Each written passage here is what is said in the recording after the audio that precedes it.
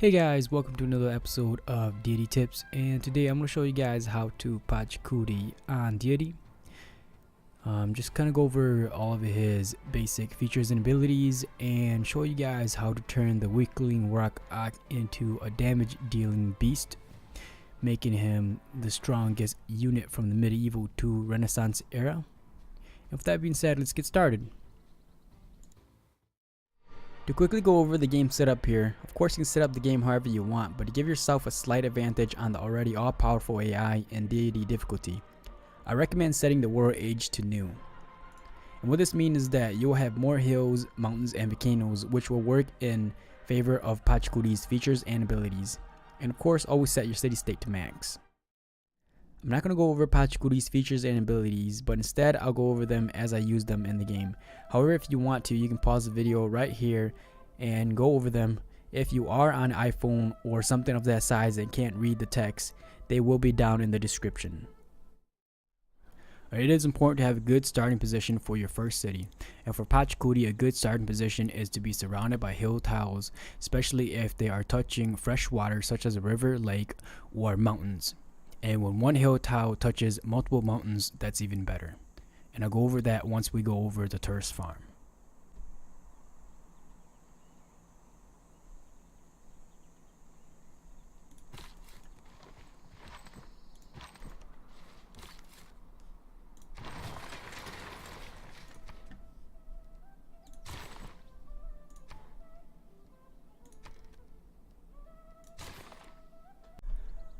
Alright, and as you can see here, I've decided to move my settler down to this plains tile because my settler was standing on a hill tile. The thing I'll tell you is that in this plains tile, we can construct probably like a farm. But the thing is that the farm is going to be nothing compared to our Terrace Farm. And I'll say right now that even building a farm on either wheat or rice or such is very useless compared to the Terrace Farm. And so the very first thing that I would recommend you constructing out of your city is going to be a builder, and then followed by the scout. The reason why I recommend a builder is because we're going to mass produce Terrace Farms once we get our builder, and by doing so, which is going to provide us with food and production, which then will allow our city to just grow rapidly. And the scout I'm not a big fan of, but since it does upgrade into the unique unit for Pachacuti, I'll recommend building him and trying to get some early game experience. And then of course I would also highly recommend setting your city to focus on food.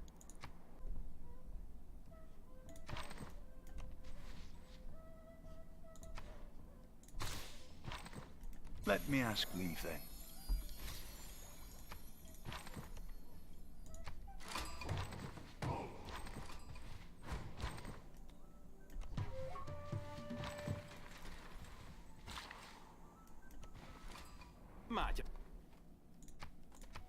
A position without a knowledge.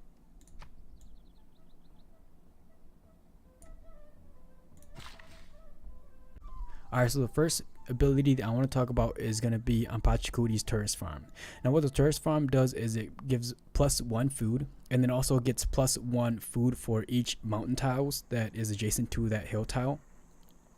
Now what the game doesn't tell you, or at least not on this screen, you can go into the Pachacuti screen and it will give you more information, is that it also gives you +1 production. So as you can see here, it only shows me that it's going to give me +3 food and provides half of a housing, when it also provides me +1 production because I'm on a freshwater tile also.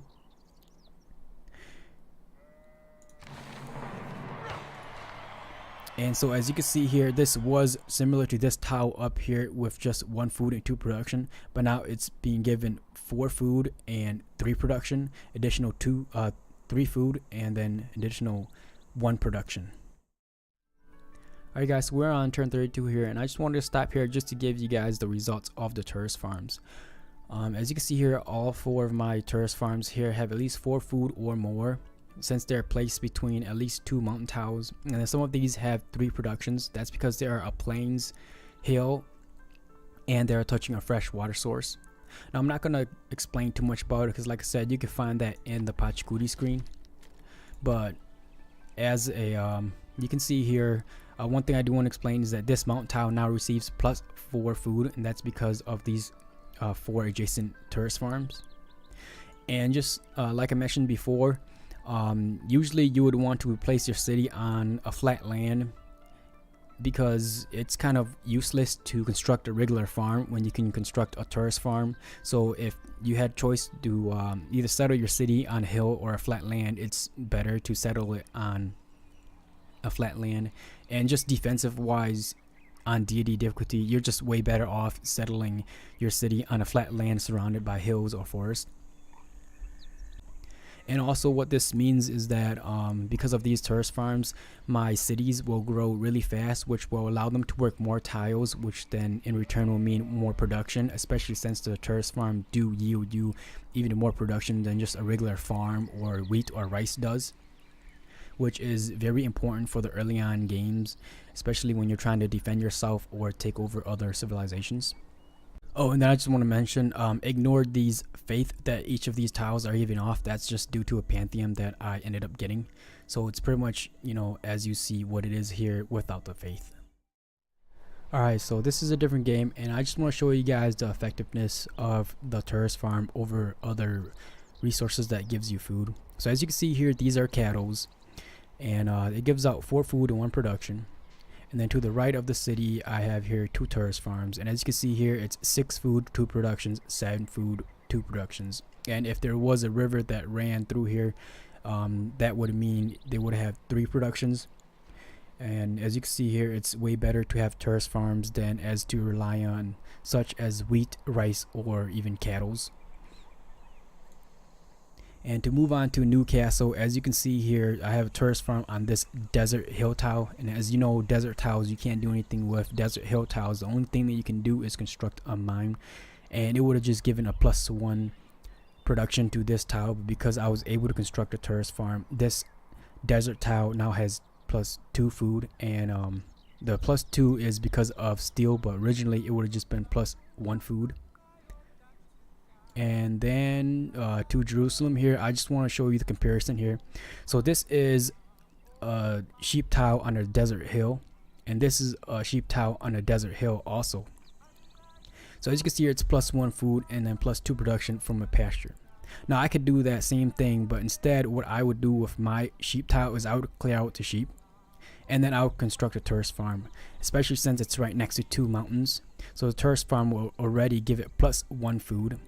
And then with these mountains, it would give each 1 food, which would make it 3 food and 1 production. And if you're concerned about the +2 production, well, pretty much this mountain tile would become a 2 food 2 production, which would still be better than the 1 food 1 production. Alright, so the next thing I want to talk about is the Qhapaq Nan, which is pretty much mountain tunnels but for Pachacuti. You unlock the Qhapaq Nan with the civics foreign trade, and you can construct the Qhapaq Nan with builders, versus the mountain tunnels where you have to wait until you get to the modern era, unlock chemistry, and then also it can only be built with engineers, which is not as useful as the Qhapaq Nan since you're able to construct it early on in the game. And same as the mountain tunnels, it acts as a movement portal, which causes 2 movements. So for those of you that have actually never tried a mountain tunnel before or such, as you can see here, if I was to move this builder all the way onto this tile, it only causes 1 movement. And now if I was to stretch him, so as you see here, we're going to move through multiple mountain tunnels. This will be just 2 movements to move the length of like 10 tiles. Now I will mention that your enemies can also use these mountain tunnels or Qhapaq Nan, and for the best use of them, what I like to do, as you can see here, I would like to start them at the one end of the tunnel, usually near a city, and then construct them all the way at the other end. Perfect example is this huge mountain range right here.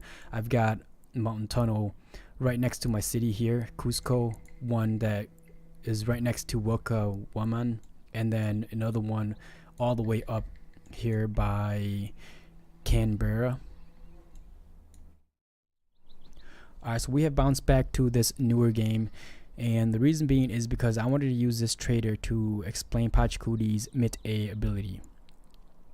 And what that does is it gives you +1 food for every mountain tile that's in the original city that the trade route is in.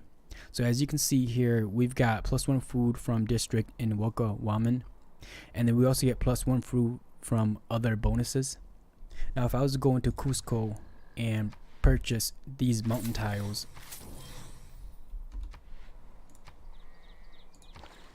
as you can see here, the food production now went up to 4, which is now +1 food from the district in Waraq and the +3 from other bonuses.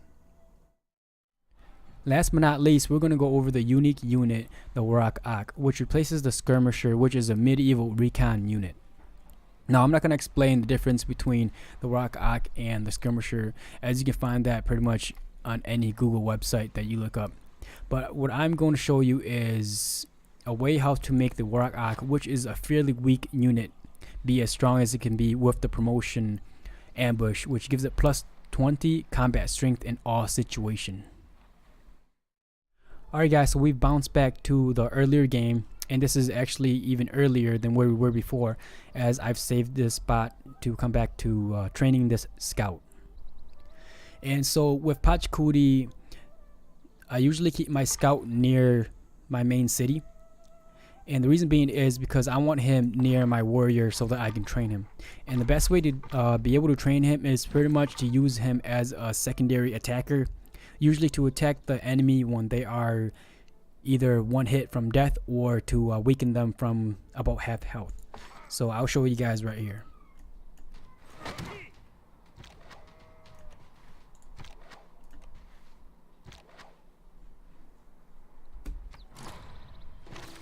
No man ever wet.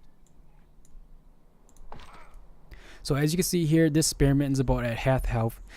Now I'm gonna attack him with my warrior one more time, and then with this my scout can finish him off. And by constantly doing battle like that, my scout will be able to gain experience. Alright, so if you've been able to keep your scout alive long enough to upgrade it to the Waraq Aq, or just been able to construct one from one of your cities, you can train him the same way as how I explained with the scout, either attacking units, or the second way is to attack cities. Now I usually recommend attacking a city that does not have walls, for that way it won't be able to attack your Waraq Aq and you won't have to worry about the ranged units inside that city. So being a ranged unit itself, the Waraq Aq will be able to attack the city and not take any damage, and being able to attack twice means that you'll be able to gain twice the experience. So as you can see here, +4 experience, and if I was to attack again, you get another +4 experience. So I've just skipped one turn here, and I like to mention that it's best to leave the city not under siege, that way it can gain back health, because if it does not have any health, then you won't be able to gain experience, which then means attacking the city would be kind of useless. Now to look at the promotion tree here, as you can see here, you start with either ranger or alpine, and then work your way to guerrilla and then to ambush. Now I will say that with guerrilla, can move after attacking is already making the Waraq Aq a dangerous unit, for it can attack and then move out range, or if it was attacked first, can attack to weaken the unit and then move away to heal and allow another unit to come in and finish off the unit that attacked it.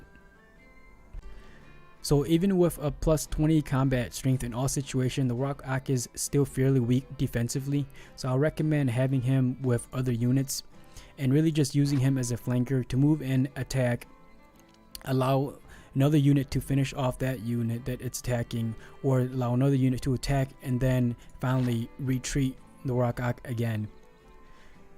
And in doing so, you should have a very strong flanker and a unit that can support other troops such as your knights or coursers and so on.